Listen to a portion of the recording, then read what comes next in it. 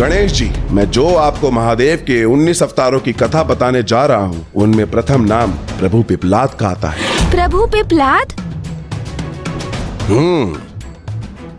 मनुष्य जाति के कल्याण के लिए प्रभु ने अपने लीला अनुसार साधारण मनुष्य के बालक के रूप में जन्म लिया।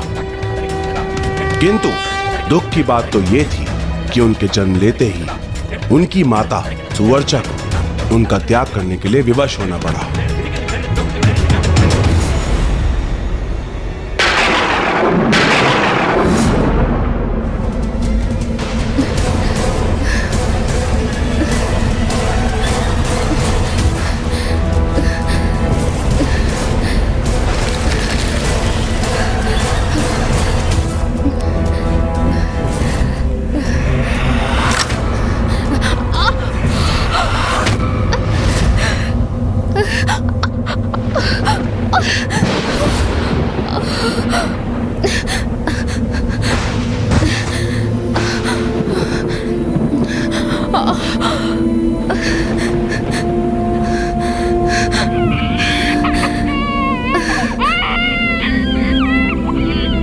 मेरे पुत्र का ध्यान रखिएगा।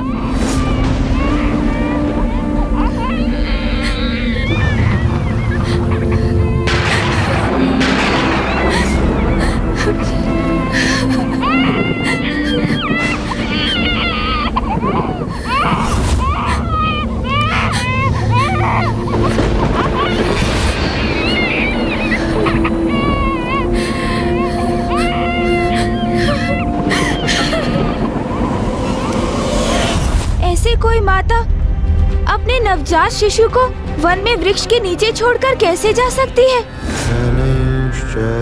इसके कारण थे शनिदेव। शनिदेव? वही शनिदेव जो नवग्रहों में से एक है? हाँ, वही कर्म फलदाता। कठोर वक्र दृष्टि है उनकी। वही हैं शनिदेव। और उन्हीं को ही नियंत्रित करने के लिए प्रभु महादेव को उनका पहला अवतार लेना पड़ा।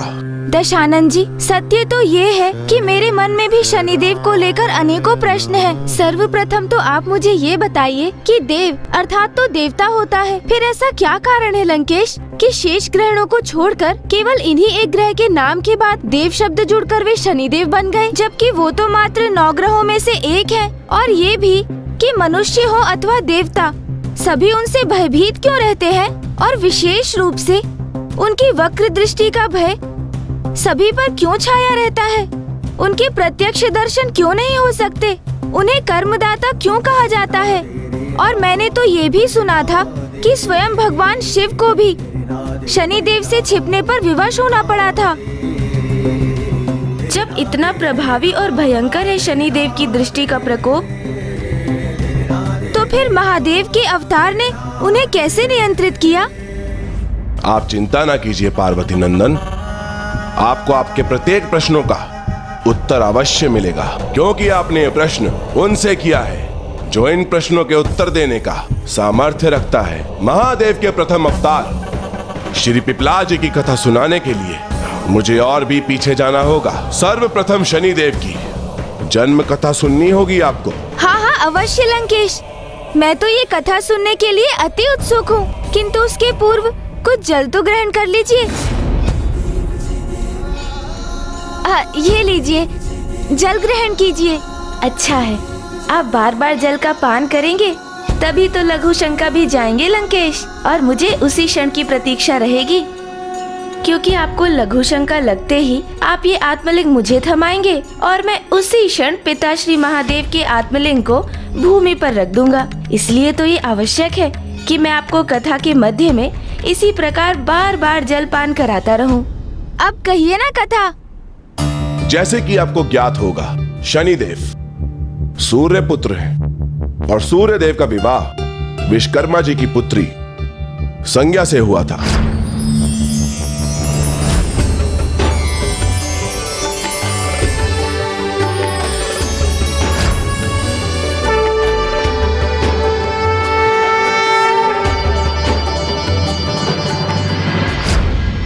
अर्थात शनिदेव के माता पिता सूर्यदेव एवं माता संज्ञा है? नहीं, देवी संज्ञा शनिदेव की माता नहीं थी। तो फिर कौन है उनकी माता? वही तो मैं कहने जा रहा हूँ गणेश जी, मुझे एक बार कथा सुनाने तो दीजिए। हाँ अवश्य, आप कहिए ना। सूर्यदेव और देवी संज्ञा की 3 संतान थी। प्रथम संतान मनु, फिर यम, और उनकी तृतीय संतान देवी यमुना थी, जो कालांतर में जाके यमुना नदी में परिवर्तित हुई। फिर शनिदेव का जन्म कब हुआ और उनकी माता कौन थी? ये लीजिए, जल ग्रहण कीजिए।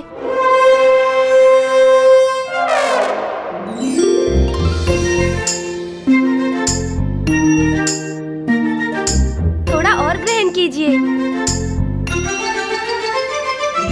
चतुर चतुर चतुर चतुर ज्ञानी, चतुर चतुर चतुर चतुर ज्ञानी। अब जब मैं कथा सुनाऊंगा, आप कृपया करके उसमें बाधा मत डालिएगा। जी दशानन। सूर्यदेव और देवी संज्ञा के बीच में अत्यधिक प्रेम था, किंतु सूर्यदेव का तेज दिन प्रतिदिन बढ़ता ही जा रहा था। तो देवी संज्ञा उनके तेज की तीव्रता को सहने में असमर्थ होने लगी। प्रिय,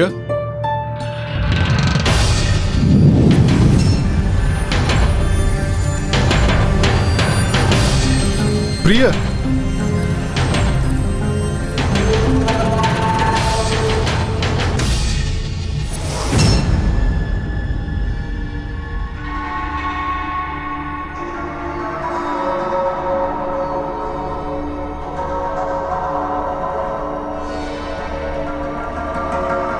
कितने दुर्भाग्य की बात है कि मेरी पत्नी ही मुझसे अपना श्रृंगार छुपा रही है। नहीं स्वामी, मैं स्वयं को आपसे छिपाने का प्रयास नहीं कर रही थी। मुझसे तो बस आपका तेज सहन नहीं हो रहा है।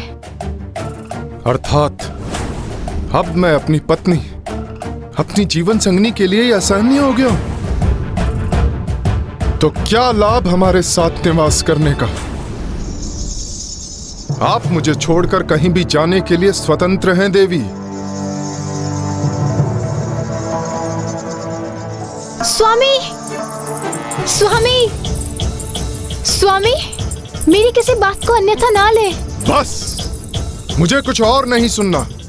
स्वामी,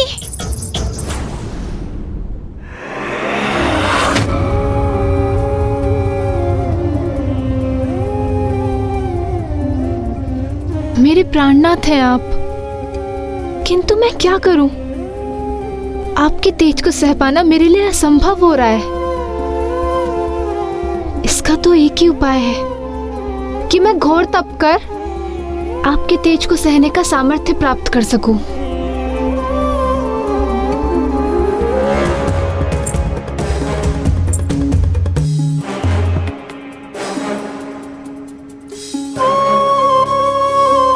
किंतु अभी मैं आपको छोड़ के गई तो आप इसका कोई अन्य अनर्थ ना निकाल लें और इससे हमारे मध्य में दूरी और ना बढ़ जाए।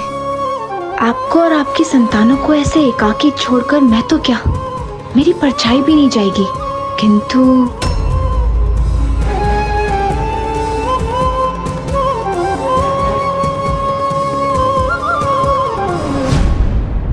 छाया,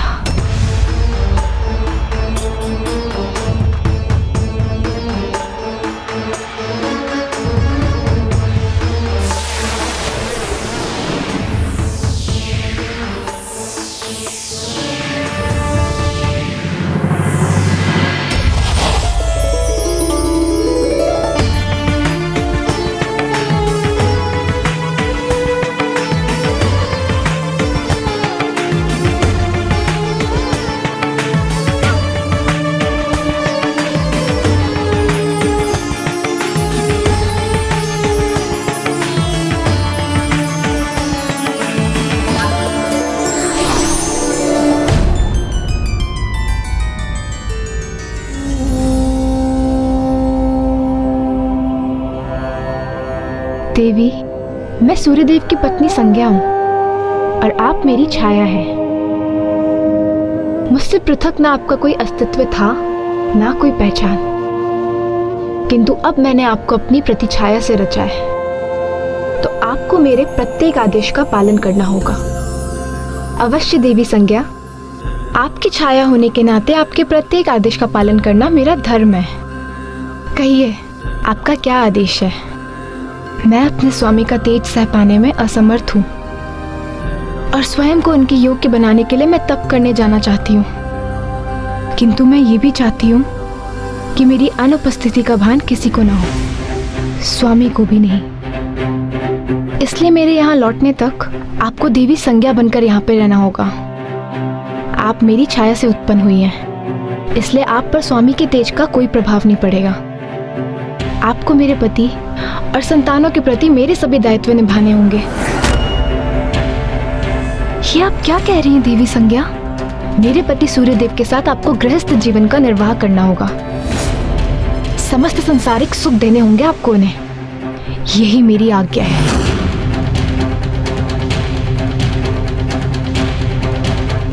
मैं उनके साथ गृहस्थ जीवन कैसे बिता सकती हूँ जो किसी अन्य स्त्री के स्वामी हैं? मैं उनके साथ ऐसा कपट कैसे कर सकती हूँ? नहीं, मैं आपके आदेश का पालन नहीं कर सकती। ये कैसी विडंबना है? कैसी विचित्र दुविधा में डाल दिया माता संज्ञा ने माता छाया को।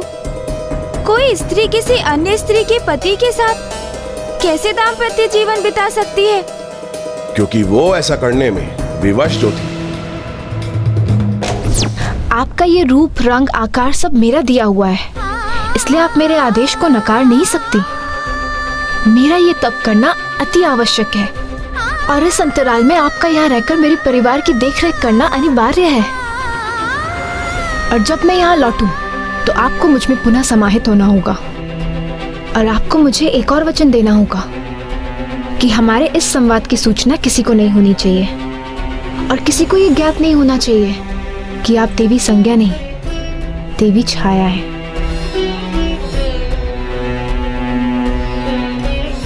और वचन दीजिए कि आप मेरे स्वामी सूर्यदेव को सदा प्रसन्न रखेंगी।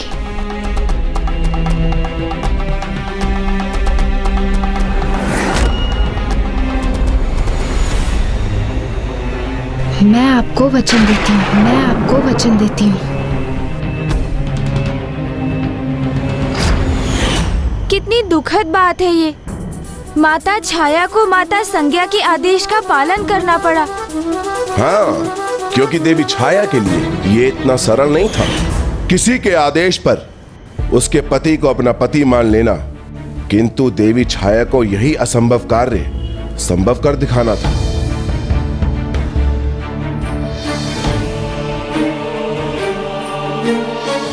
रुकिए।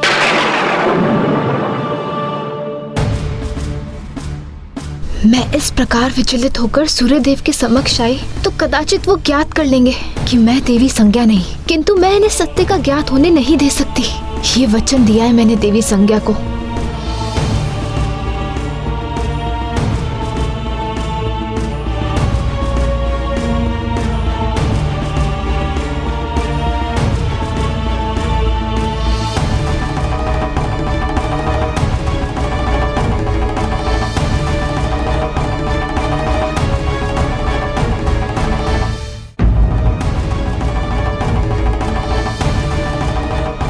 पूर्व में आप पर क्रोधित होने के लिए मैं क्षमा चाहता हूं। कदाचित मैं अधिक आवेशित हो गया था।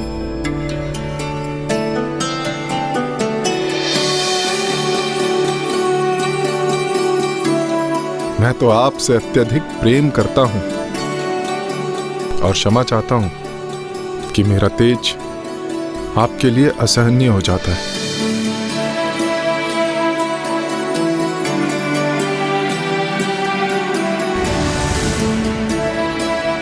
आरंभ में तो विवश होकर उन्होंने गृहिणी के समस्त अपने दायित्व निभाए, किंतु फिर उनके भीतर स्नेह एवं सेवा की भावना जागृत हुई और देवी छाया जैसे भूल ही गई थी कि ये उनका गृह एवं गृहस्थी नहीं। और शीघ्र ही वो समय भी आ गया जब उन्होंने सूर्यदेव और अपनी संतान को जन्म दिया। तो क्या यही शनिदेव थे?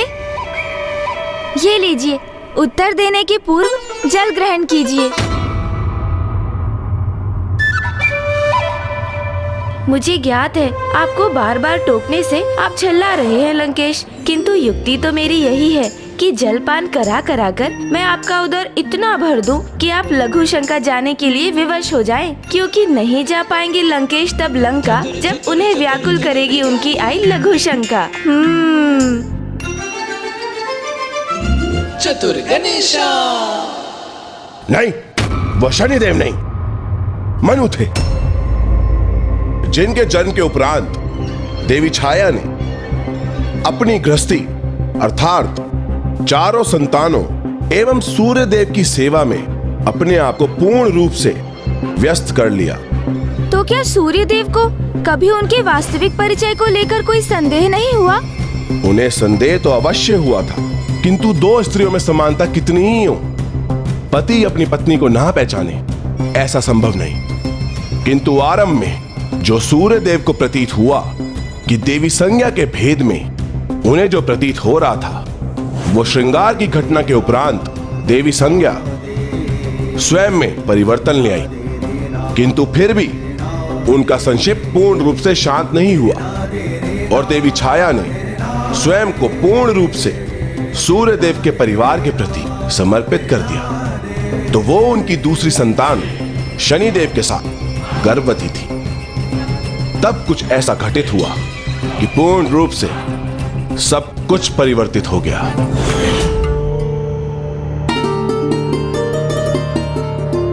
प्रिय,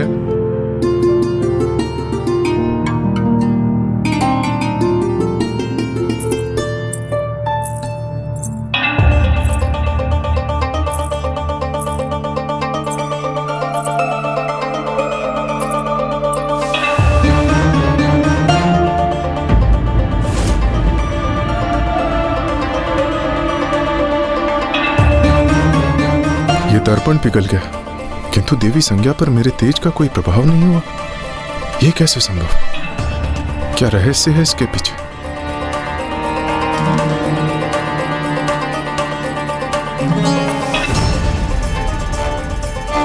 आप तो मुझे अपलक देख रही हैं। आपका तेज इतना दिव्य और इतना मनोरम है कि मन करता है कि बिना पलक झपकाए बस आपको ही देखते रहें। अच्छा, तो आपको मेरे तेज से कोई समस्या नहीं है? कैसी समस्या प्रभु? एक समय था जब आप मुझे एक क्षण भी नहीं देख पाती थी, और आज आप अलग देख रही हैं। वो सत्य था या ये सत्य है?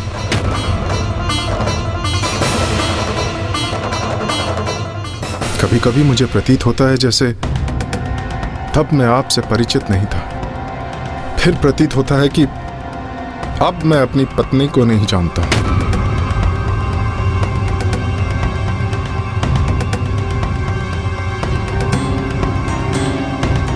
अब हमारे संबंध में वो दृढ़ता है जो पूर्व में नहीं थी।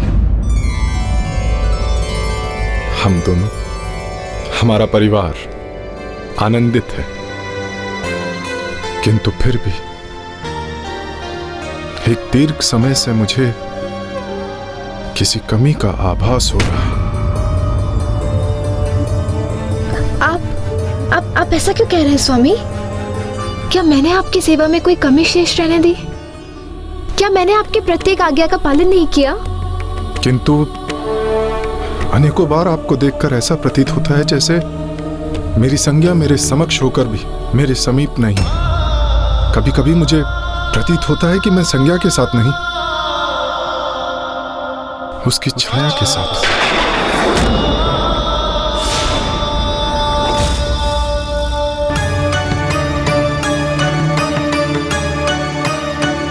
आप शांत क्यों हैं? कुछ कहती क्यों नहीं? मेरी पत्नी होकर भी आप मुझसे कुछ छुपा रही हैं?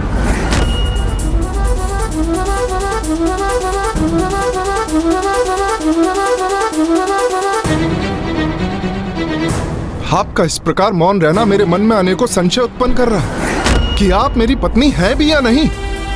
मेरी आज्ञा का सदैव पालन करती है ना, तो फिर आज आपके मुख से एक भी शब्द उत्पन्न क्यों नहीं हो रहा?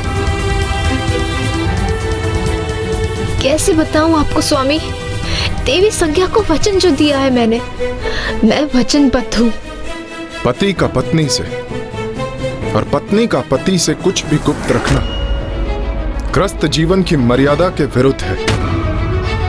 और आपका इस प्रकार मौन रहने का एक ही अर्थ है कि आप मुझसे कुछ गुप्त रख रही हैं। आप ऐसा क्यों सोच रहे हैं स्वामी? क्या मैंने आपके प्रति अपने प्रेम, श्रद्धा और सेवा में कोई कमी छोड़ी है? आपके नेत्रों और आपकी वाणी के भावों में भेद है देवी। वाणी कुछ और कह रही है और नेत्र कुछ और समझा रहे हैं। सत्य आप मुझे बताएंगी अथवा मैं स्वयं ज्ञात कर लूं, क्योंकि अब आपका मुझसे कुछ भी भेद रखना मेरे लिए अत्यंत कष्टदायक है। स्वामी सुनिए तो, स्वामी।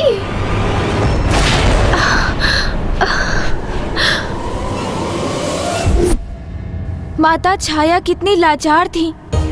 वो सत्य को उजागर भी नहीं कर सकती और फिर उसे गुप्त भी नहीं रख सकती थी। और फिर जैसे जैसे समय बढ़ता गया, उन दोनों के मध्य भेद बढ़ते गए और सूर्यदेव ने अपनी सेवा से उन्हें वंचित कर दिया।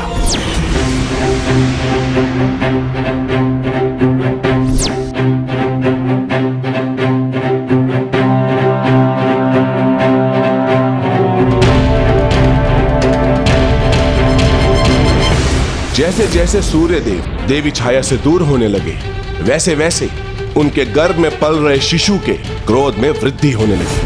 अर्थात वहाँ जो भी घटित हो रहा था, गर्भ के भीतर शिशु रूप में शनिदेव उस संपूर्ण घटनाक्रम के साक्षी थे। फिर क्या हुआ लंकेश जी? सूर्यदेव के व्यवहार में आते परिवर्तन और उनकी पीड़ा में वृद्धि से देवी छाया को कष्ट होने लगा और देवी छाया ने वो निर्णय लिया जो कदाचित उन्हें नहीं लेना चाहिए था।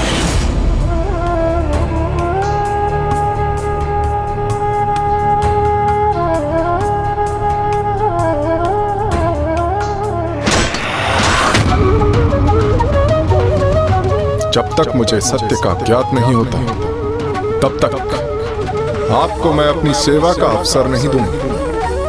आज से मैं आपको अपने सभी कर्तव्यों से मुक्त करता हूं।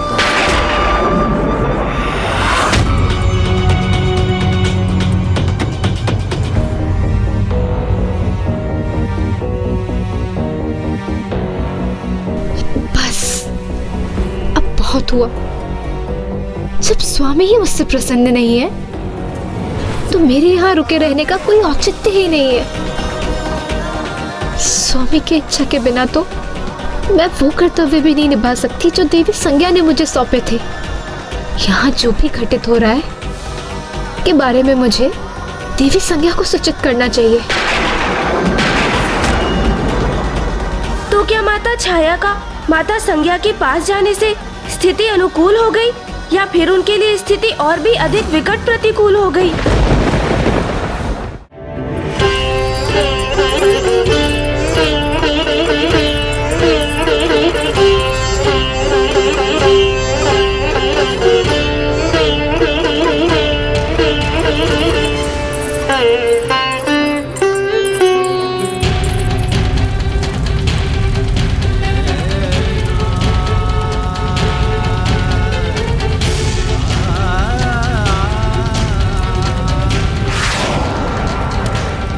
देवी छाया ये भूल गई थी कि सूर्यदेव की दृष्टि कभी भी किसी पे भी पड़ सकती है।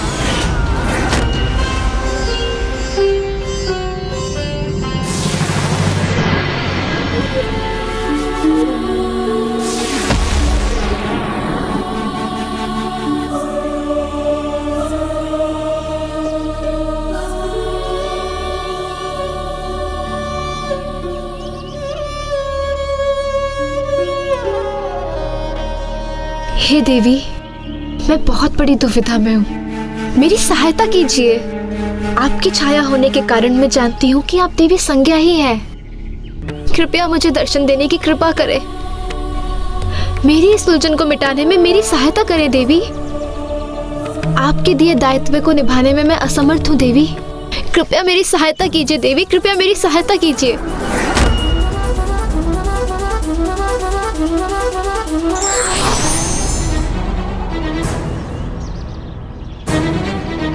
देवी संज्ञा।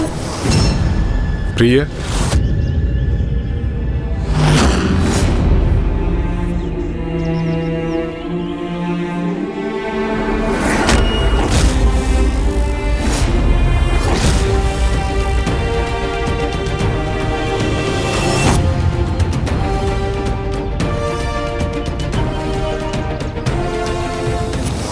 सूर्यदेव के आते ही देवी संज्ञा पुनः मुड़ गई, मुख मोड़ लिया अपने स्वामी से। अर्थात अब सूर्यदेव को ज्ञात हो चुका है कि उनके तेज के समक्ष जो खड़ी रह सकती है वो केवल मैं हूँ, इसलिए अब वो मुझे ही स्वीकार करेंगे, देवी संज्ञा को नहीं। पुनः देवी संज्ञा को समक्ष पाकर सूर्यदेव उन्हीं की ओर बढ़ने लगे। स्वामी मेरे प्रति इतना कठोर क्यों हो गए? मुझ पर तनिक भी ध्यान नहीं है उनका।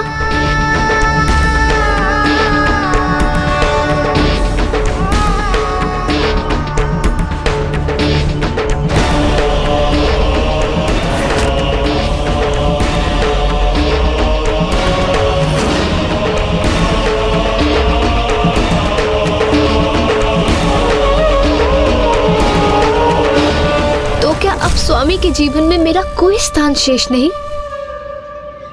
आप मुझसे इतनी दूर क्यों चली आई? आपका मेरे निकट न होने का आभास मुझे अनेकों बार हुआ, क्योंकि मुझे यह प्रतीत होने लगा था कि जो मेरे साथ है वो सत्य नहीं, मात्र एक छलावा है।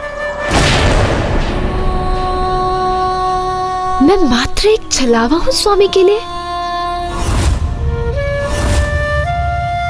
किंतु स्वामी आपको ये आभास कैसे हुआ कि आपके साथ जो है वो मैं नहीं? देवी छाया तो सर्वथा मेरे ही समान है।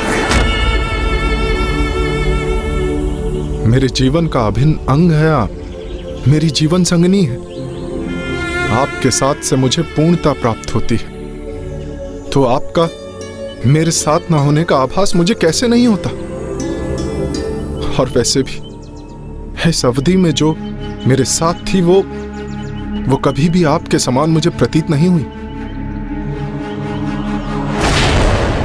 स्वामी ने मुझे पल भर में ही स्वयं के जीवन से विलग कर दिया।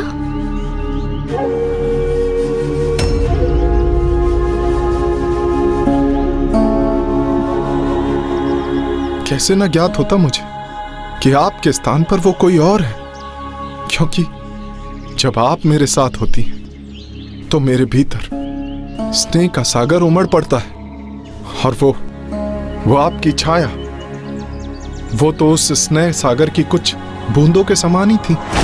तो क्या स्वामी के लिए मेरे स्नेह का इतना ही मान है? आपका स्पर्श तो मुझे आनंदित कर देता है, किंतु देवी छाया के स्पर्श से मुझे तनिक भी आनंद का आभास नहीं होता था। स्वामी के लिए क्या इतना निरर्थक था मेरा स्पर्श? आपको अंक लगाकर मेरा तन मन शांत हो जाता है, किंतु देवी छाया को अंक लगाकर अधूरापन जैसे मेरे हृदय को चुभता था। मेरे साथ बिताए इतने वर्ष स्वामी को अधूरेपन का ही आभास होता रहा। जो सत्य उसका स्थान कोई मिथ्या प्रतिरूप कदापि नहीं ले सकता देवी संज्ञा। आपके समक्ष आपकी छाया का कोई अस्तित्व नहीं है मेरे लिए। स्वामी के लिए मेरा कोई अस्तित्व ही नहीं? कैसी अभागिनी हूं मैं।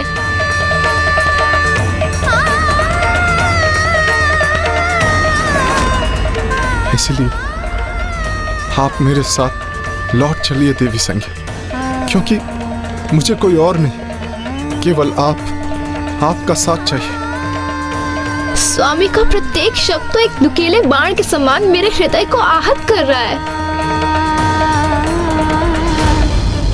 स्वामी, मेरे प्रति आपके अपार स्नेह का भान है मुझे, और मैं भी आपसे उतना ही प्रेम करती हूँ, किंतु आपका तीव्र तेज मुझे विचलित करता है। मुझे क्षमा कीजिए, मैं अभी आपके साथ लौटने में असमर्थ हूँ। कदाचित अब स्वामी को ज्ञात होगा उनके जीवन में क्या महत्व है मेरा, कितना अपार प्रेम दिया है मैंने उन्हें, कैसी अटूट श्रद्धा, समर्पण और निष्ठा से उनके प्रति अपने सभी कर्तव्यों का निर्वाह किया है मैंने, कैसे बिना कुछ कहे इतने वर्षों तक उनके तेज को भी सहा है। हाँ स्वामी, आपका अनंत तेज नहीं सहा जाता इस अभागिन से।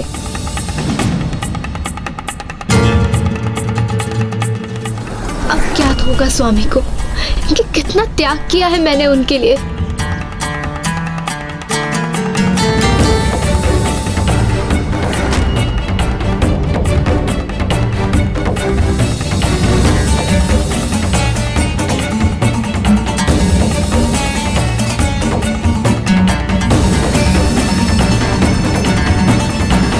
फिर क्या हुआ?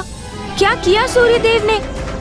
और अब जो हुआ वो देवी छाया के लिए और भी दुर्भाग्यपूर्ण था, किंतु ये दुर्भाग्य कारण बना उन शनिदेव के जन्म और प्रभु पिपलाद के इस प्रसंग से जुड़ने का, जो अब शीघ्र ही सबके समक्ष आने वाला था।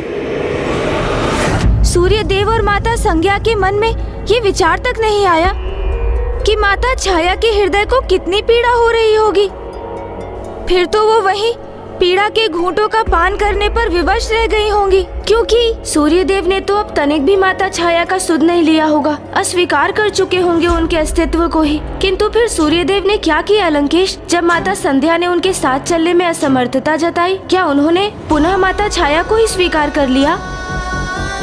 नहीं गणेश जी, अपितु उन्होंने तो वो कृत्य किया जिसकी किसी ने भी कल्पना भी नहीं की थी।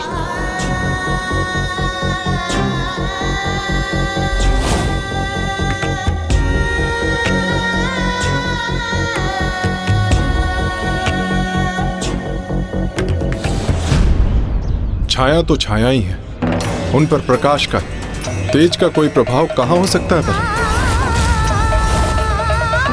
इसलिए मेरा तेज भले ही उनके लिए सहनीय था, किंतु आप चिंता मत कीजिए, मैं अपने इस तेज को कम करने का उपाय शीघ्र ही निकाल लूंगा और शीघ्र आपके पास लौटूंगा।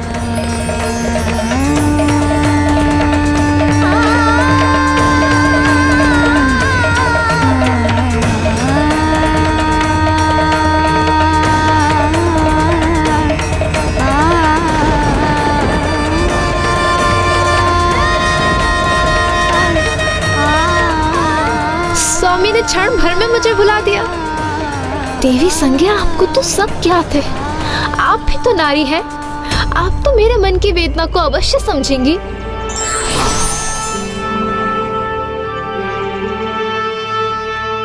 एक वो है जिनके लिए इतना सब किया, और दूसरे वो जिनके लिए अपना सर्वस्व न्यौछावर कर दिया। दोनों ऐसे मुंह फेर के चले गए जैसे इस छाया का कोई अस्तित्व ही नहीं है। वर्षों से उनके समर्पण, उनका प्रेम, उनकी सेवा क्षण भर में भुला दी गई और वो वहीं अकेली ही स्थित रह गई। और वहीं दूसरी ओर सूर्यदेव अपनी पत्नी देवी संज्ञा के साथ पाने का इच्छुक थे, इसलिए वो अपने ससुर देवशिल्पी विश्वकर्मा जी के पास गए और उन्होंने मदद की गुहार लगाई। हे देव शिल्पी विश्वकर्मा जी, आप कोई ऐसा उपाय कीजिए जिससे मेरा अपार तेज क्षीण होकर मेरी पत्नी के लिए सहने योग्य हो जाए और मुझे उनका साथ पुनः प्राप्त हो।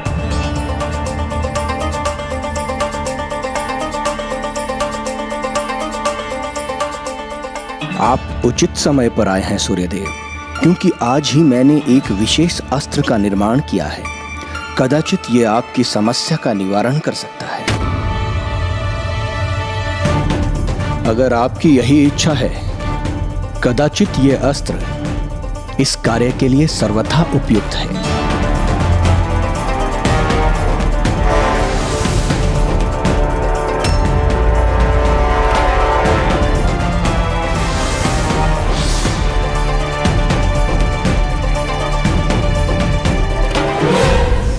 और इस प्रकार विश्वकर्मा जी उस नवीन अस्त्र से सूर्यदेव के तेज को काटकर कम करते चले गए।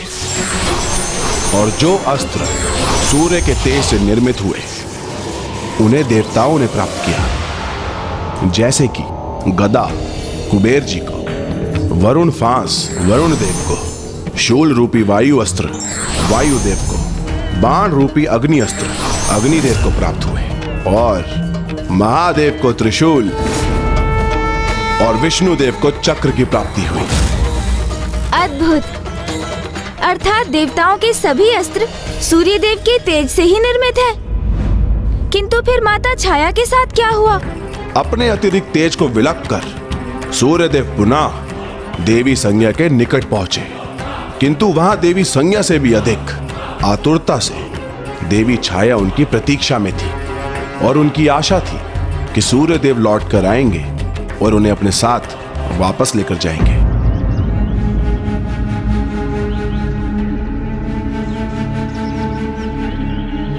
स्वामी मेरे साथ ये अन्याय कदापि नहीं करेंगे, क्योंकि उन्हें शीघ्र आभास होगा। उनके प्रति मेरा ही प्रेम सत्य था। मैंने उन्हें उनकी पूर्णता में स्वीकार किया, कभी उनसे उनका तेज कम करने को नहीं कहा। और जब देवी संज्ञा उनसे दूर चली गई, तब मैंने ही उन्हें एक सहभागिनी के सभी सुख दिए। उनके प्रति पूर्ण रूप से समर्पित रही हूँ मैं।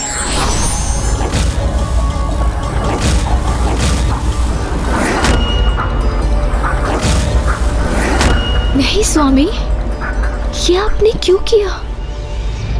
अपना सुंदर और दिव्य तेज खो दिया।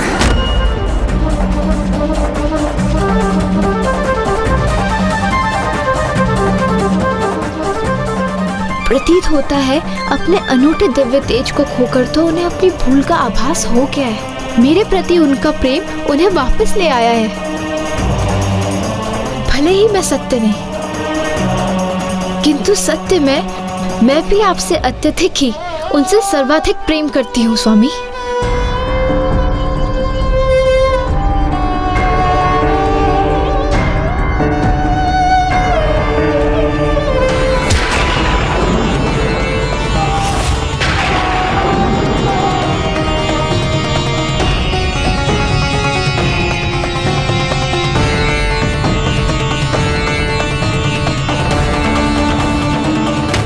स्वामी ने तो मुझे देखा तक नहीं, वो मेरी ओर नहीं देवी संज्ञा की ओर जा रहे हैं। सूर्यदेव ने देवी छाया से आगे बढ़कर देवी संज्ञा के साथ अश्वरूप धारण किया, और उन दोनों के दिव्य संयोग को साक्षी बनने पर विवश हो गई।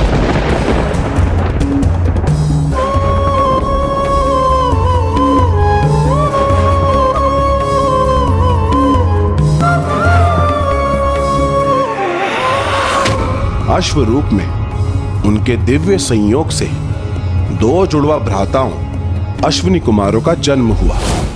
उनकी सुंदरता की ख्याति पूरे ब्रह्मांड में फैल गई थी, और जिन्हें भविष्य में देव चिकित्सक होने की उपाधि भी प्राप्त हुई, और 33 कोटि सर्वोच्च देवताओं के भाग भी बने।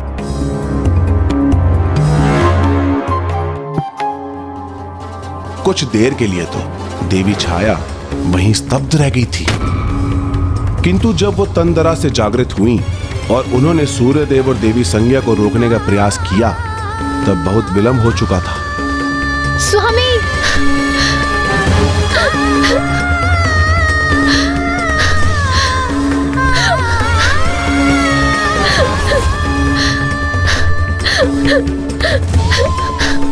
कौन हूं मैं? क्या हूं मैं? इस प्रश्न का उत्तर तो देते जाते। क्या मेरे सत्य में कोई अस्तित्व नहीं है? क्या मैं मात्र एक तुच्छ वस्तु हूँ जिसके उपयोग के उपरांत उसे अपनी दृष्टि से दूर कर दिया गया?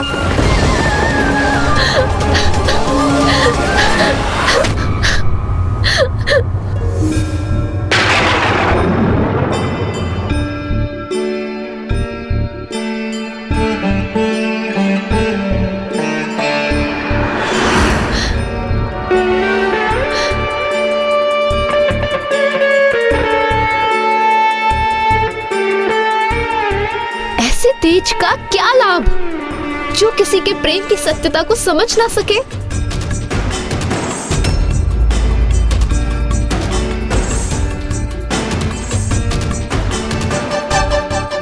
सूर्य देव और माता संज्ञा दोनों माता छाया को भूल कैसे गए? क्योंकि माता छाया ने तो माता संज्ञा के आदेश का पालन करते हुए वर्षों सूर्य देव की सेवा की, उनकी संतानों का ध्यान रखा, किंतु फिर भी उन दोनों को माता छाया का स्मरण तक ना रहा।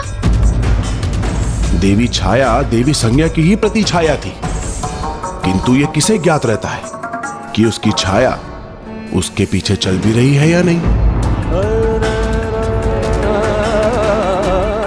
तो फिर क्या माता छाया ने भी सूर्य देव और माता संज्ञा को स्वयं को भूलने दिया? क्या वो इतनी असहाय हो गई कि वो उनसे अपना अधिकार मांगने भी नहीं गई? जब जीवन में कोई मार्ग शेष न रह जाए, तब मानव भगवान के द्वार पे ही नतमस्तक होता है और उन्हीं के ही शरणों में जाता है। देवी छाया ने भी अन्न जल का त्याग कर प्रभु महादेव की तपस्या की। ओम नमः शिवाय। सोमनाथ श्रीशैलेश मल्लिकार्जुनम उज्जैन्यां महाकालमोंकारं परमेश्वरं केदारं हिमवत्पृष्ठे डाकियां भीमशंकरं। गर्भवती होकर भी वो अन्न जल का त्याग कैसे कर सकती थी? अपमान की अग्नि ने उन्हें उनकी ही ममता बुलवा दी। वो स्वयं भूखी प्यासी रही और उनकी संतान भी। ओम नमः शिवाय। ओम सृष्टि के आप ही नाथ शिव शंभु जय भोलेनाथ। लंबी जटाएं हैं कि ये गंगा को धार लिए, डमरू त्रिशूल है हाथ त्रिनेत्र जय भोलेनाथ।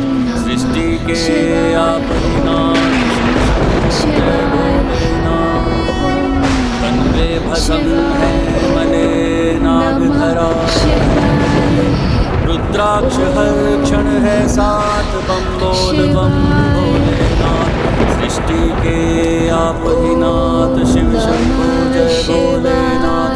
सृष्टि के आप ही नाथ शिव शंभु जय भोलेनाथ। ये तो अनुचित है, वर्जित है। जी गणेश जी, एक गर्भवती स्त्री को कभी उपवास नहीं करना चाहिए। बाहर अग्नि के ताप का प्रभाव हो या ना हो, किंतु भीतर भूख की अग्नि तो शिशु को पीड़ा ही देती है। वही हुआ देवी छाया के शिशु के साथ भी। वो अपने तेज का उजलापन खोकर स्याह पड़ता जा रहा था। गर्भवती स्त्री का प्रथम धर्म है अपने शिशु की देखरेख, और उस समय तो एक माँ के सुख दुख से भी बढ़कर उसके गर्भ में पल रहे उसके शिशु का सुख है, अन्यथा उसका शिशु अवश्य प्रभावित होता है। आप उचित कहते हैं गणेश जी, किंतु उस समय देवी छाया निराशा के अनंत पीड़ा से जूझ रही थी। अपनी सूझबूझ खो चुकी थी वो, और उन्हें तो बस प्रभु शिव शंकर शंभु की तपस्या से ही आस थी। लंकेश जी, जल।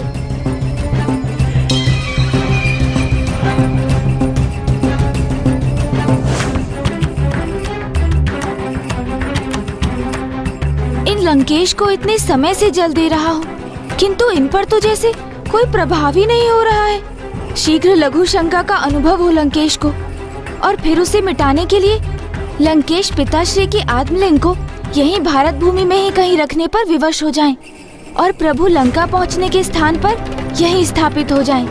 तभी सफल होऊंगा मैं, किंतु प्रतीत होता है कदाचित मुझे इसका कोई अन्य उपाय भी सोचना होगा।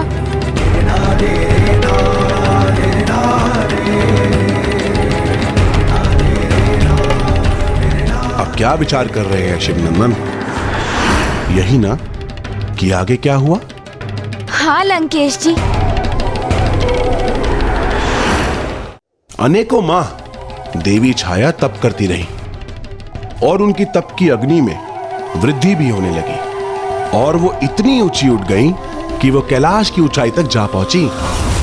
ओम नमः शिवाय, ओम नमः शिवाय, ओम नमः शिवाय, ओम नमः शिवाय, ओम नमः शिवाय, ओम नमः शिवाय, ओम नमः शिवाय, ओम नमः शिवाय, ओम नमः शिवाय।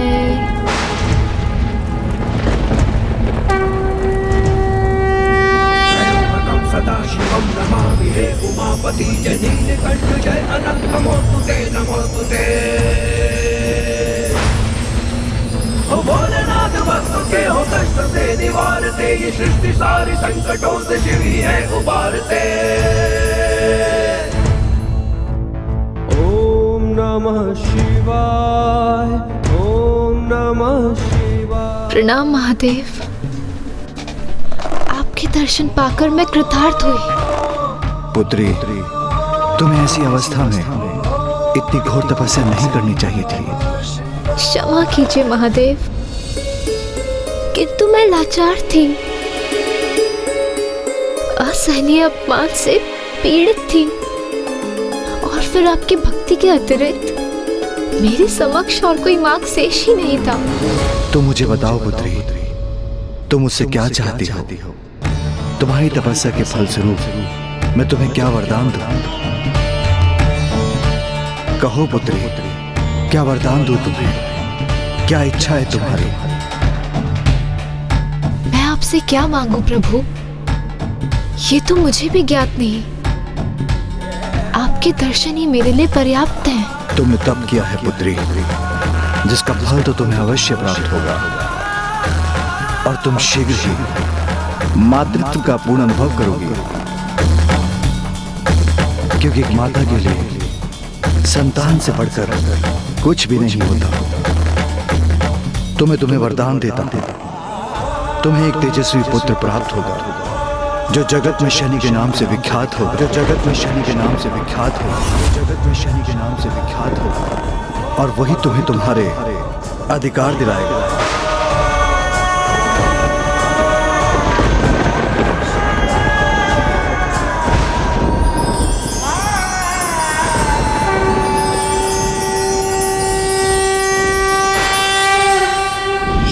उनके जन्म के पूर्व ही शनिदेव को तेजस्वी होने का वरदान दे दिया प्रभु ने।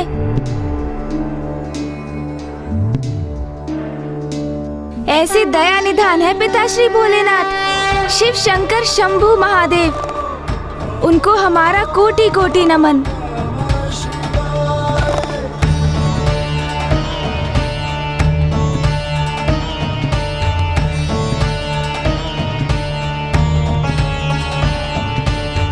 महादेव, हम आपकी अनंत अपार महिमा की करबद्ध होकर वंदना करते हैं।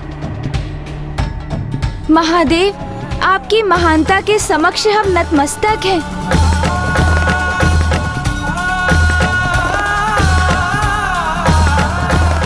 महादेव शिव शंकर शंभू की जय। महादेव शिव शंकर शंभू की जय। जय महादेव शिव शंकर शंभू की जय। महादेव शिव शंकर शंभू की। यही तो मैं चाहता था लंकेश, कि आप प्रभु महादेव की जय जयकार करने की धुन में पिताश्री के आत्मलिंग को यहीं रख दें और ये यहीं स्थापित हो जाए।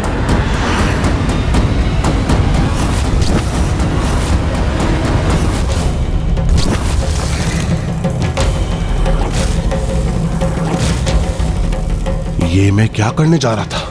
कहीं गणेश जी मुझसे यही कराने के इच्छुक तो नहीं है? दशानन लंकेश जी, ये क्या करने जा रहे थे आप? तनिक सचेत रहिए। इतने समय से इतना कष्ट सहकर आपने प्रभु के आत्मलिंग को प्राप्त किया, जिन्हें छोटी सी भूल से खो देते आप। लीजिए, ये जल ग्रहण कीजिए और अब भविष्य में सर्वथा सावधान रहिए। लीजिए, लीजिए, जल ग्रहण कीजिए।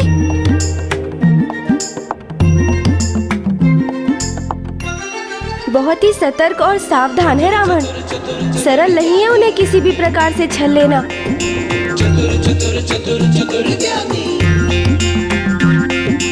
अब शीघ्र मुझे बताइए लंकेश जी कि शनिदेव का जन्म कब और कहाँ हुआ? वहीं महादेव शिव शंकर शंभु के वहां से प्रस्थान होते ही देवी छाया को प्रसव पीड़ा हुई। शनिदेव के जन्म से पूर्व ही उन पर जीवन का संकट उत्पन्न हो गया और ऐसे समय में उन्हें बचाने वाला कोई नहीं था। कोई साथ था तो मात्र उनका शिशु जो स्वयं उनके गर्भ में था।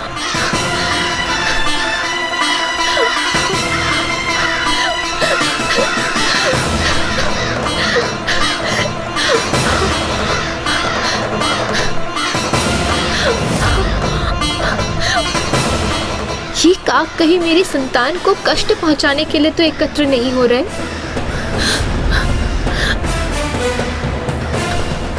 मुझे इस जलाशय में आश्रय लेना चाहिए।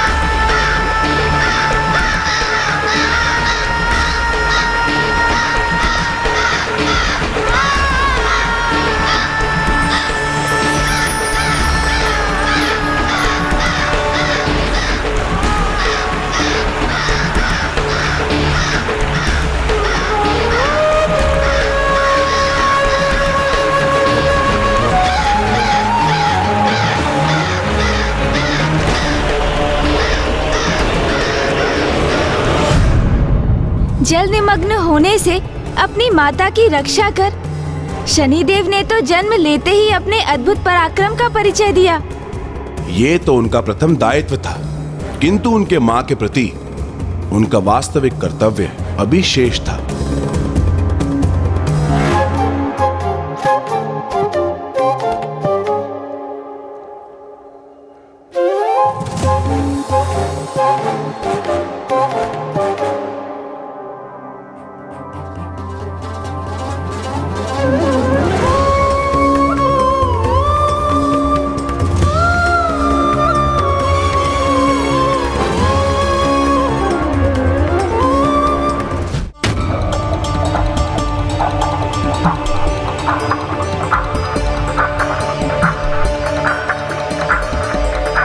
माता, अब आपके इस रुदन का कोई औचित्य नहीं है, क्योंकि अब आपका ये पुत्र शनि इस संसार में प्रकट हो चुका है। पुत्र? मेरा पुत्र? हाँ माता, मैं आपका पुत्र अब आपके सारे दर्द और कष्ट दूर कर दूंगा।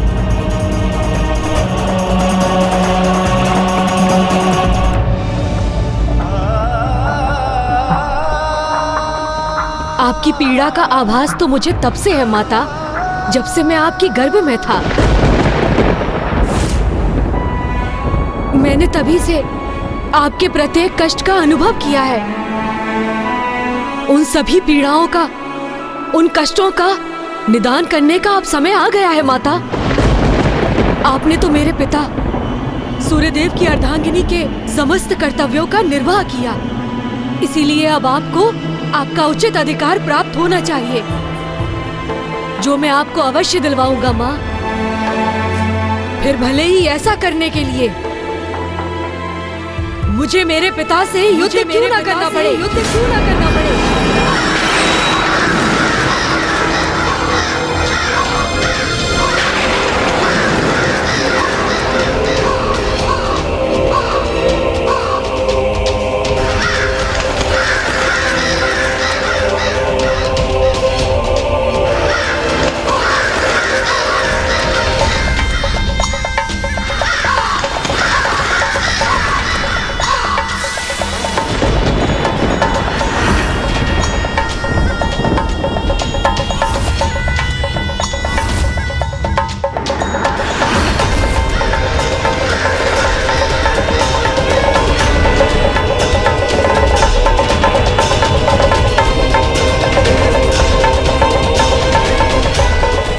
संकट है, स्वामी पर ये कैसी अंधकारी छाया का प्रभाव छा रहा है। आइए माता, अब सबको आपके त्याग, आपकी ममता को बताने का समय आ चुका है। आपके सुकर्म, ममता, करुणा, सेवा के फल स्वरूप आपके उचित अधिकार प्राप्त करने का अब समय आ गया है। कितना अद्भुत रहा होगा ना कि जन्म लेते ही एक अल्पायु बालक होने पर भी कर्मों के आधार पर वो अपनी माता को उनके उचित अधिकार दिलाने के लिए तत्पर हो गए थे। अर्थात शनिदेव तो जन्म से ही कर्म प्रधान थे। लीजिए, जल ग्रहण कीजिए दशानन।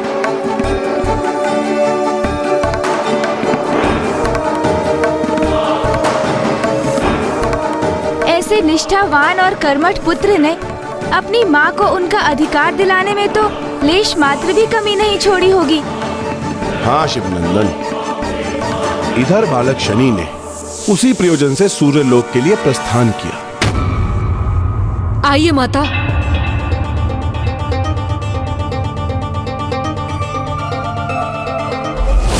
किंतु उधर सूर्यदेव किसी भी भावी संकट से अनभिज्ञ, सर्वथा निश्चिंत थे।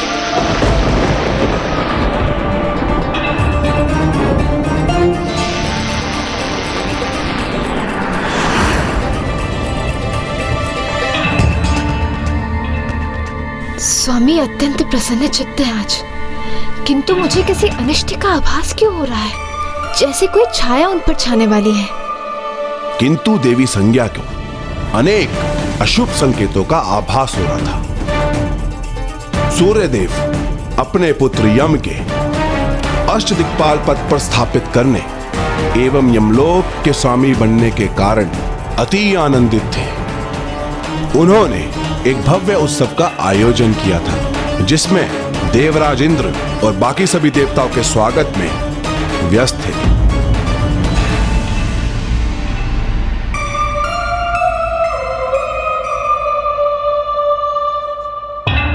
क्या हुआ प्रिय?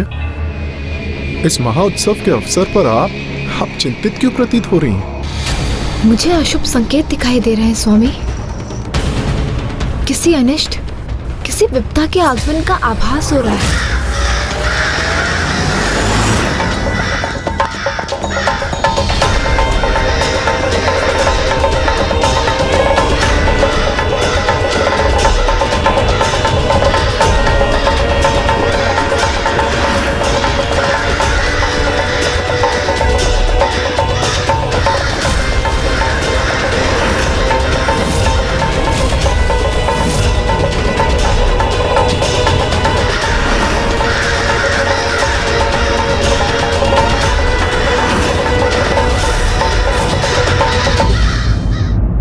व्यर्थ चिंता कर रही हैं देवी। अग्निदेव है यहाँ, जिनका अग्नि अस्त्र बड़ी से बड़ी विपदा को भी जलाकर राख कर सकता है। वायुदेव है, जो बवंडर का रूप धारण कर बड़ी से बड़ी विपदा को भी उड़ाकर दूर करने में सक्षम है। वरुण देव, जो अपने जल में समाहित कर किसी भी विपदा को भस्म कर सकते हैं। और स्वयं इंद्रदेव भी तो हैं, जिनके वज्र के समक्ष कोई भी विपदा टिक नहीं सकती। और मैं भी तो हूं, मैं अपने प्रचंड तेज से किसी भी विपदा को मिटाने में सामर्थ्य हूं। इसीलिए आप अपनी चिंता त्याग दीजिए।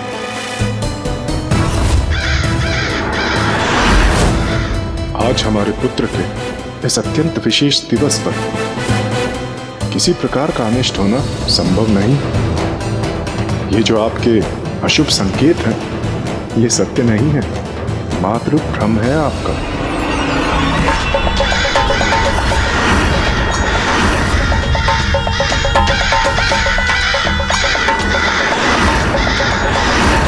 आज तो हमारे लिए यही उचित होगा कि हम पूर्ण आनंद का आभास करें और अपने सुयोग पुत्र अति शक्तिशाली यम को बधाई और आशीष दें।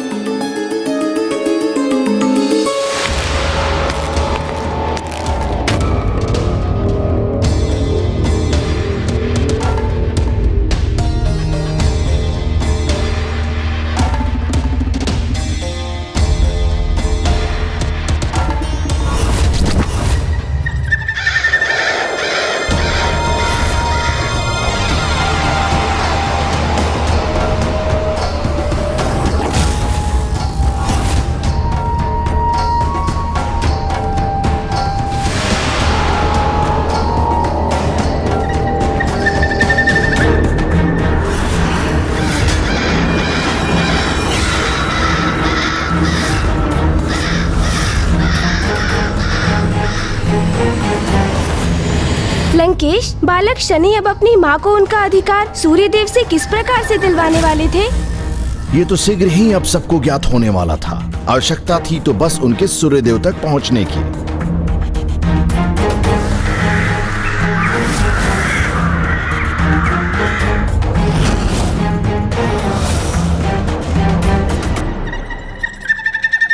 आप सभी देवताओं का कोटि कोटि धन्यवाद कि आप मेरे यशस्वी पुत्र यम के अष्ट दिक्पालों में से एक दक्षिण दिशा के दिक्पाल के पद पर स्थापित होने के समारोह में पधारे।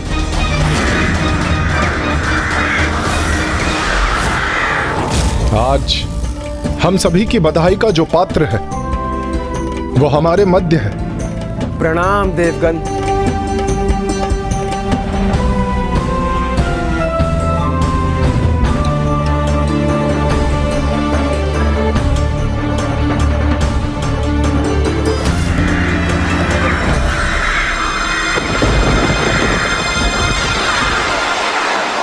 ये असंख्य स्याह काग यहाँ क्यों प्रवेश कर रहे हैं?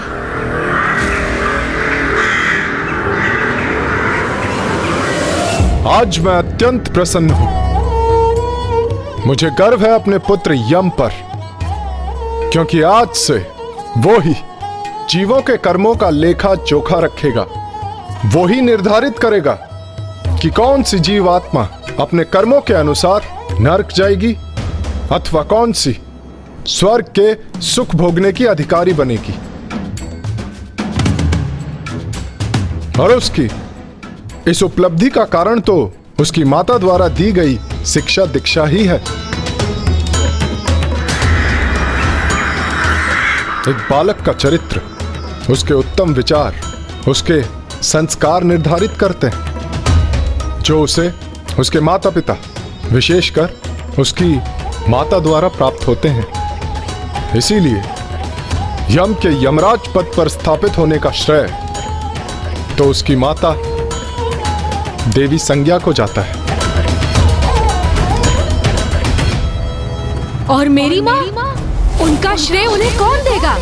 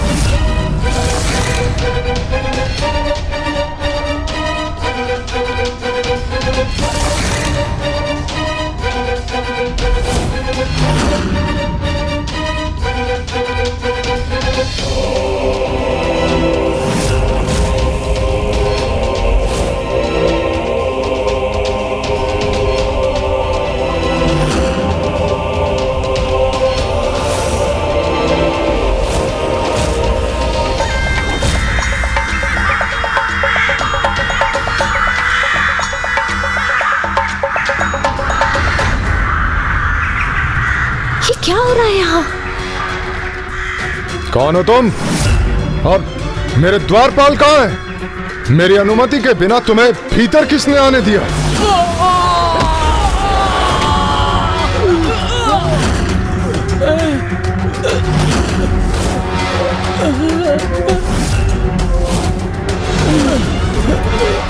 उन्होंने नहीं आने दिया, मैं तो स्वयं ही भीतर चला आया।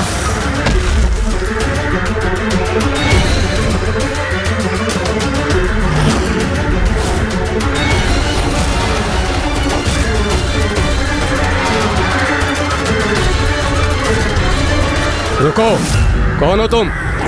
तुम्हें भीतर जाने की अनुमति नहीं।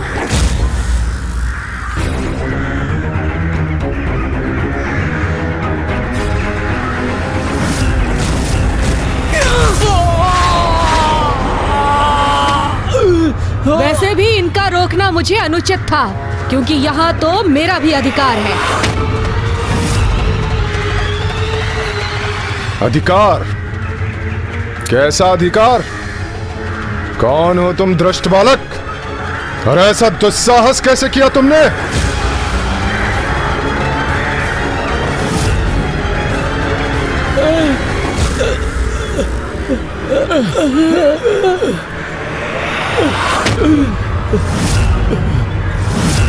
दुस्साहस नहीं, इसे मेरा साहस कहिए।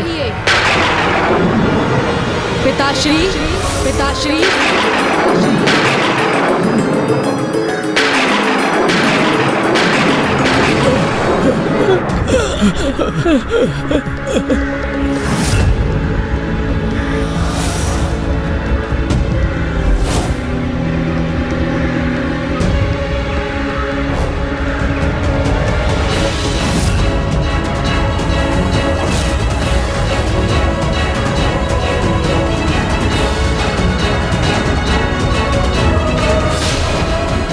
मैं छाया पुत्र शनि अपनी माता का अधिकार और उनका श्रेय उन्हें दिलाने आया हूं।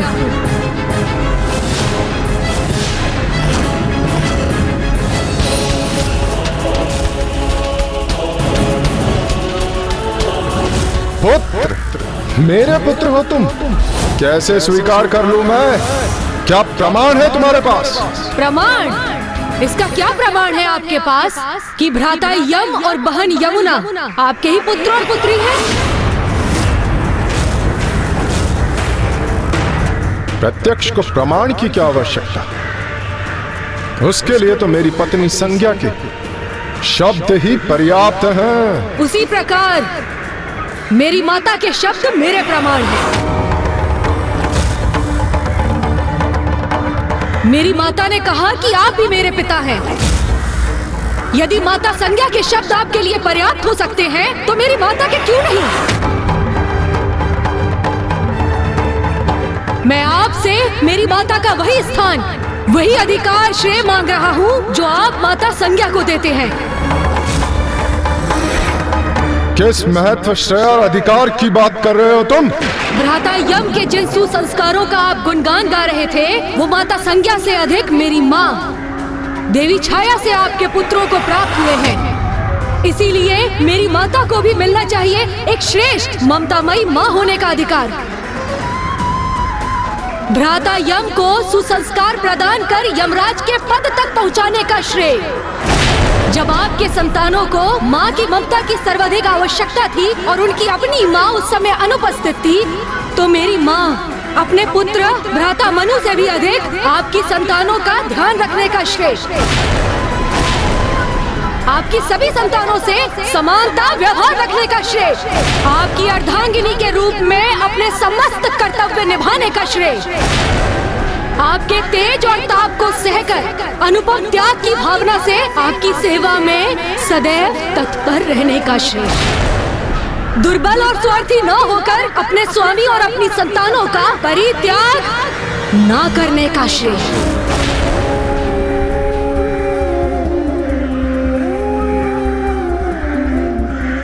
इसीलिए वास्तव में जिन्होंने कर्तांगिनी और माँ का कर्तव्य निभाया, उनका उचित अधिकार उनका स्थान आपके गृह में प्रदान करवाने आया हूँ मैं। आपकी अर्धांगिनी के रूप में उन्हें स्वीकार करवाने आया हूँ मैं।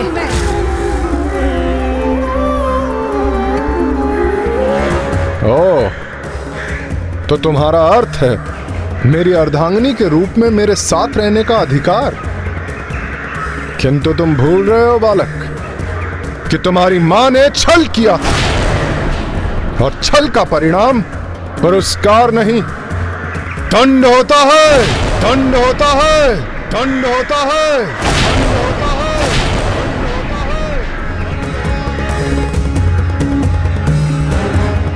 तुम्हें तो मेरा आभार व्यक्त करना चाहिए बालक कि इस प्रतिरूप को, इस असत्य, इस छल को मैंने दयावश दंडित नहीं किया।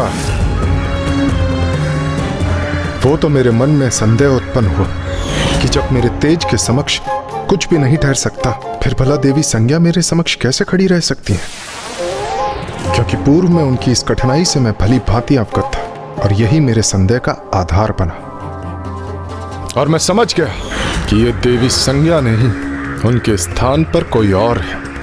अन्यथा ज्ञात नहीं कि ये छल मेरे साथ कब तक चलता रहता है। अनुचित है आपका ये आरोप। अनुचित? मेरे साथ छल कर मेरी अर्धांगिनी का स्थान प्राप्त करना क्या अनुचित नहीं था? मैं अपनी अर्धांगिनी देवी संज्ञा से अतुलित प्रेम करता हूं, क्या यह अनुचित है? और देवी छाया, जिनका अस्तित्व ही मेरे लिए एक भ्रम के समान था, मेरे द्वारा उनका परित्याग कहां अनुचित? छल मेरी मां ने नहीं किया था, उनसे वचन लिया गया था। उन्हें आदेश देकर विवश किया गया था। विवश किया? क्या मेरी छाया पे मेरा इतना भी अधिकार नहीं कि मैं उसे आदेश दे सकूं? स्वामी का तेज सह पाना मेरे लिए असहनीय था, इसलिए जो दायित्व निभाने में मैं असमर्थ थी वो मैंने अपनी छाया को सौंप दिए।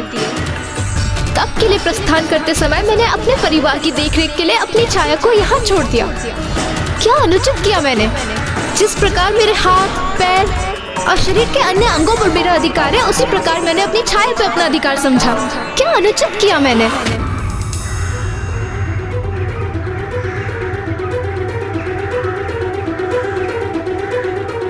अब आप दोनों ही बताइए मुझे कि मेरी माँ, जिनके तिरस्कार और अपमान की पीड़ा उनके नेत्रों से अश्रुधारा बनकर प्रवाहित हो रही है, वो आपकी दोषी कैसे हुई? उन्होंने तो माता संज्ञा के आदेश का पालन किया। किसका दोष है कि आज मेरी माँ अपने सर्वस्व से वंचित होकर अश्रु बहाने पर विवश है इस देव सभा में?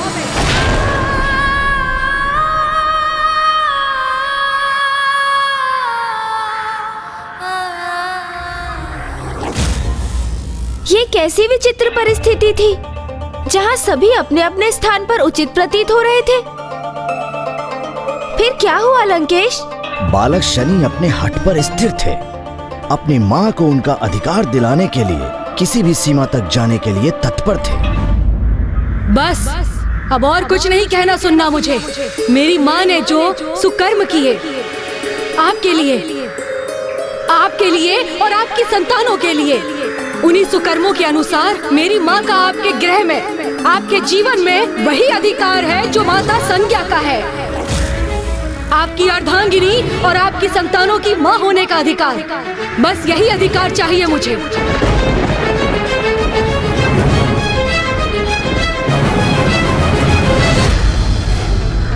बालक हो, ना समझ हो, इसीलिए ऐसी अनुचित मांग रख रहे हो। किंतु मैं विवश हूं। जब देवी छाया का मेरे हृदय में कोई स्थान ही नहीं है, तो अपने गृह, अपने परिवार में कैसे इन्हें कोई स्थान दे दूं? और जिस प्रकार तुम व्यवहार कर रहे हो, एक उद्दंड, एक पथभ्रष्ट बालक के समान, तो तुम्हें तो अपने पुत्र का अधिकार देने का कोई प्रश्न ही नहीं उठता।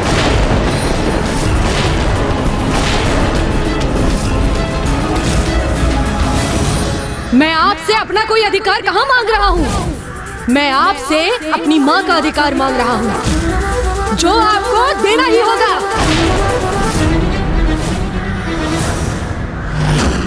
अन्यथा अन्यथा अन्यथा क्या करोगे तुम?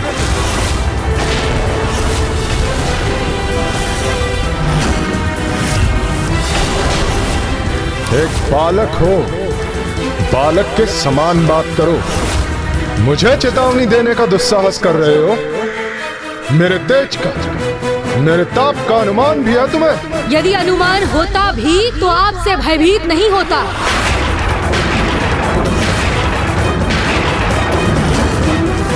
आपको मेरी माँ का अधिकार देना ही होगा, फिर चाहे ये करने के लिए मुझे आपसे युद्ध ही क्यों ना करना पड़े।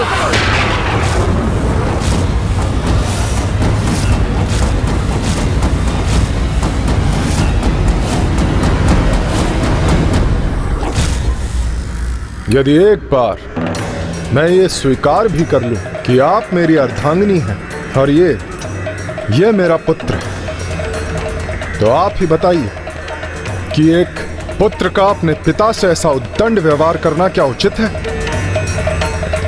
क्या यही संस्कार दिए हैं आपने इसे? अपने आप को मेरा पुत्र भी कहता है और मुझसे युद्ध करने के लिए मुझे चुनौती भी दे रहा है। अपने पिता को चुनौती देकर अपने अधिकारों की मांग करना क्या उचित है? शनि, मेरे पुत्र, अब हमें यहाँ एक क्षण भी नहीं रुकना चाहिए। मुझे यहाँ किसी से कोई अधिकार नहीं चाहिए। ऐसा मत कहिए माँ, इन्हें आपको आपका अधिकार देना ही होगा। अपनी माँ की आज्ञा का पालन करना भी नहीं सीखा तुमने, उद्दंड बालक। उनकी आज्ञा सुनो और चले जाओ यहाँ से। मैं अपनी माँ को उनका शनि, जो अधिकार हमें बिना मांगे प्राप्त होना चाहिए उसे छीन कर लेने का क्या अर्थ? किंतु माता। चलो पुत्र, हम यहाँ एक क्षण नहीं रुकेंगे और ना ही किसी से कुछ मांगेंगे। चलो।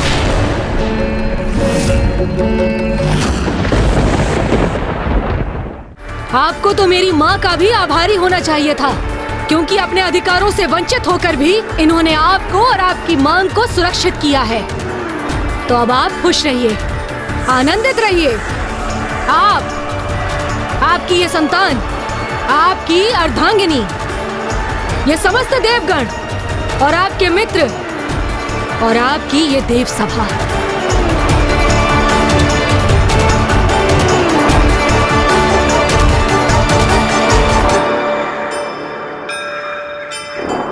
इतना छोटा है ये बालक, किंतु है बड़ा ही उद्दंड। समस्त सभा का ही अपमान कर दिया इसने।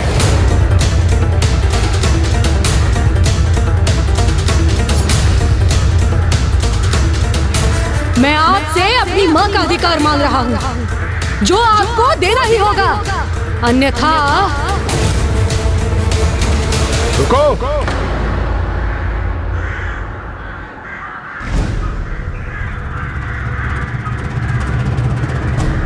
यहां से प्रस्थान करने से पूर्व मेरी एक उत्सुकता तो शांत करो बालक। किस विश्वास पर तुम मुझे चुनौती दे रहे थे? इतना विश्वास कहां से जुटाया तुमने?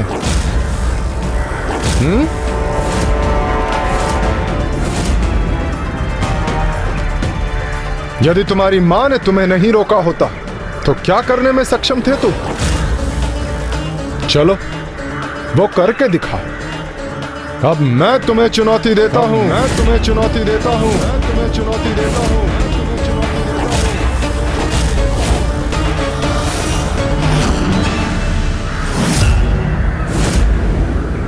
तुम्हें तुम्हारी मां की सौगंध, तुम्हारी मां की सौगंध।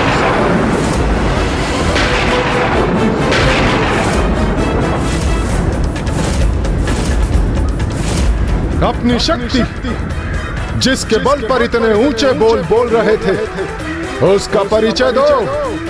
दिखाओ मुझे कि किस बात का अहंकार है तुम्हें।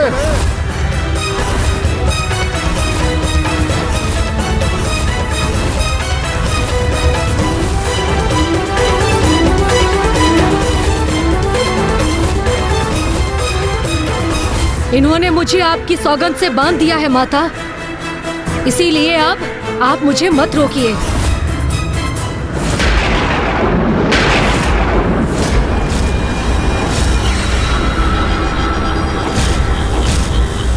अभी तक मेरे अहंकार से नहीं, मेरी विवशता से परिचय हुआ था, उस पीड़ा से परिचय हुआ था जो पीड़ा आपने मेरी मां को दी थी। किंतु अब आप मेरी शक्ति से परिचित होंगे।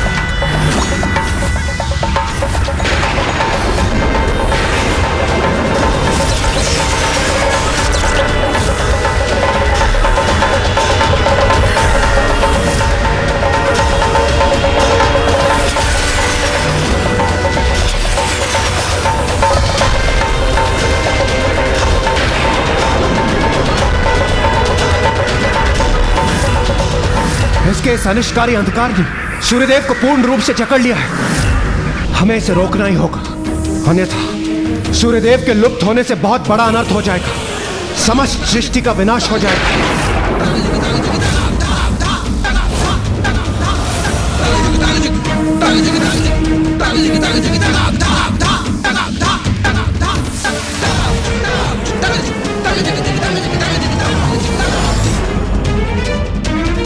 ये कैसी अनर्थकारी शीतलता उत्पन्न हो रही है स्वामी, जो वैकुंठ को भी प्रभावित कर रही है।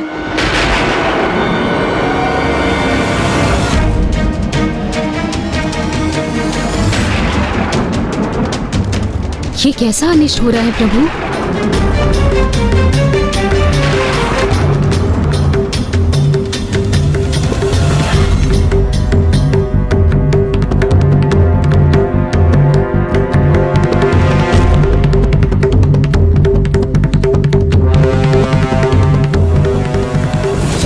जगत पर अनंत अंधकार और प्रचंड शीतलता का प्रभाव हो रहा था, और इस संकट से बचने के लिए देवताओं ने अपने अस्त्र शस्त्र धारण कर बालक शनि पर आक्रमण करने का निर्णय लिया।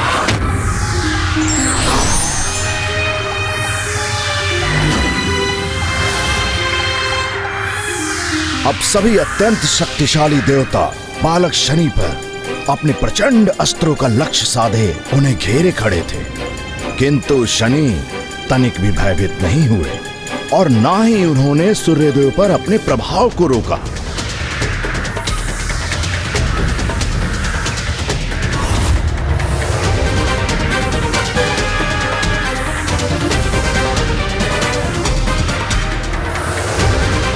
ए बालक, अभी रुक जाओ, अन्यथा अपनी इस दुर्दंडता का परिणाम भुगतने के लिए तैयार हो जाओ। यह मेरी प्रथम और अंतिम चेतावनी है तुम्हें। तुम जो भी कर रहे हो वो सर्वथा अनुचित है, अनर्थकारी है। इसी क्षण रोक दो उसे।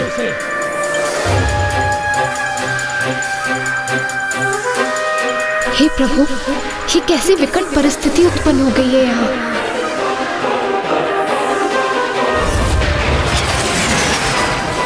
स्वामी तो निरंतर ही स्याह होते जा रहे हैं, ये कैसा अनिष्ट है। प्रतीत होता है इस बालक पर हमारी चेतावनी का कोई प्रभाव नहीं पड़ रहा। देवगण, अब हमें इसे रोकना ही होगा।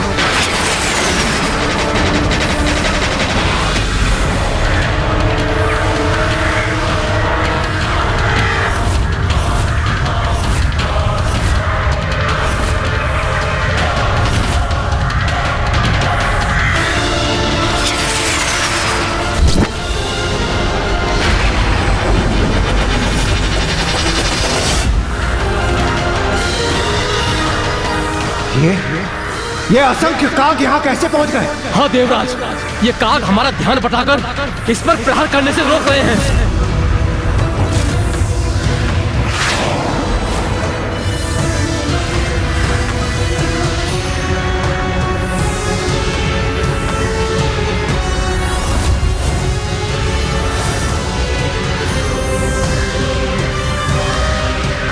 भले ही हम इन काग को क्षति न पहुंचाए, किंतु अपनी शक्ति का इस्तेमाल करके हम इन्हें कहीं दूर भेज सकते हैं।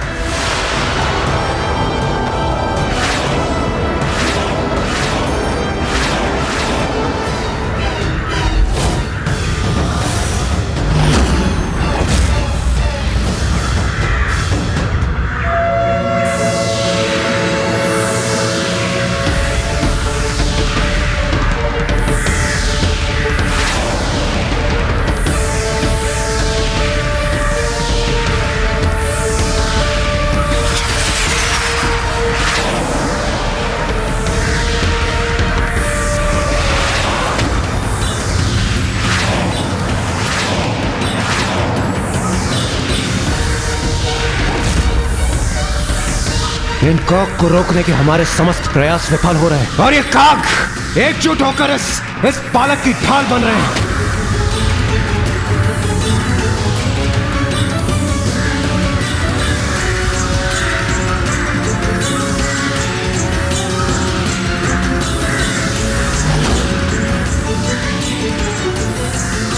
शीघ्र कुछ कीजिए देवगण, स्वामी को अंधकार में लुप्त होने से रोकिए।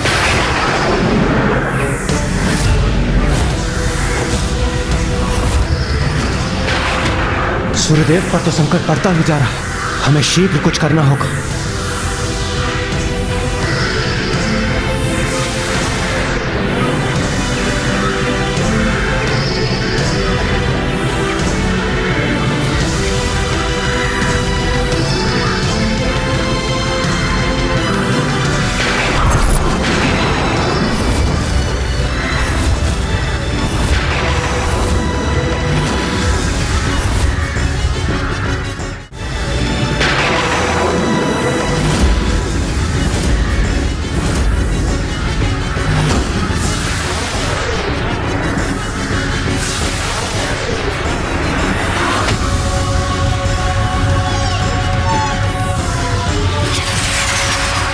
हे बालक, रुक जाओ, रोक दो अपने इस अंधकारी प्रहार को, रोक दो,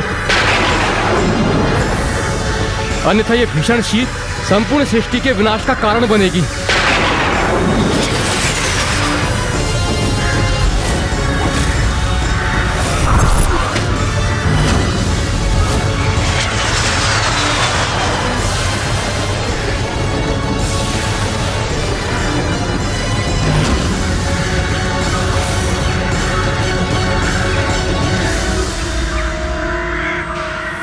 यह सर्वत्र छाने वाली शक्ति तो प्रलय का संकेत दे रही है।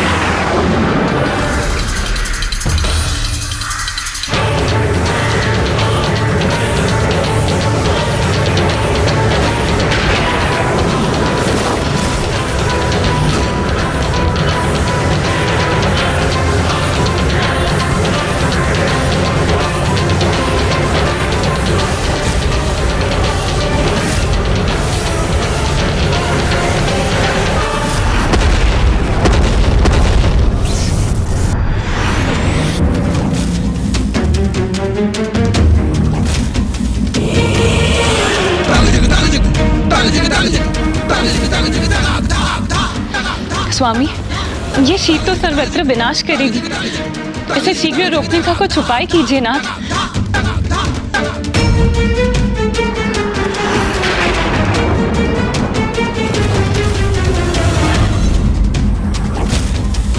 इस भयंकर शीत के प्रभाव से अब कैलाश भी अछूता नहीं। अब तो कदाचित स्वामी ही इस संकट का निवारण कर सकते हैं।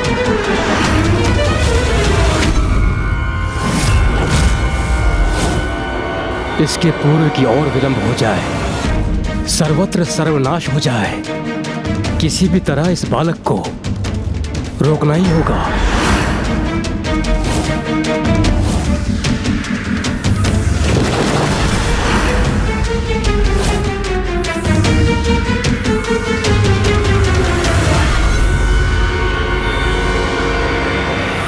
दुष्ट की दुष्टता और नहीं सहूंगा मैं। अपनी गदा प्रहार से आघात कर रोकूंगा इसे। नहीं पुत्र, तुम नहीं, देवी छाया रोकेंगी इसे।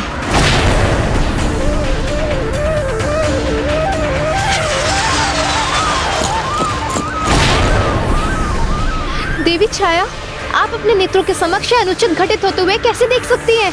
रोकिए अपने पुत्र को, आदेश दीजिए उसे कि मुक्त करे स्वामी को अपने प्रभाव से। और वैसे भी ये संघर्ष हमारा है, हमारे अधिकारों का संघर्ष। इसमें स्वामी और उनके साथ समस्त संसार को अंधकार में धकेलने का क्या लाभ? ऐसे शांत स्थिर मत रहिए देवी, कुछ कीजिए देवी, कुछ कीजिए। उचित कह रही देवी संज्ञा, व्यक्तिगत अधिकारों के संघर्ष में इतना बड़ा सर्वनाश तो सर्वथा अनुचित है।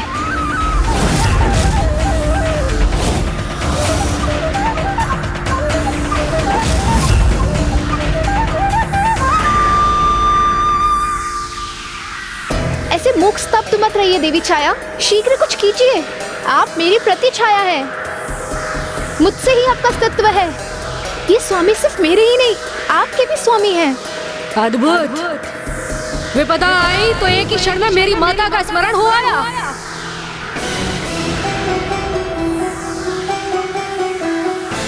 विपदा आई तो आपने ये भी स्वीकार कर लिया कि मेरे पिता सूर्यदेव हैं।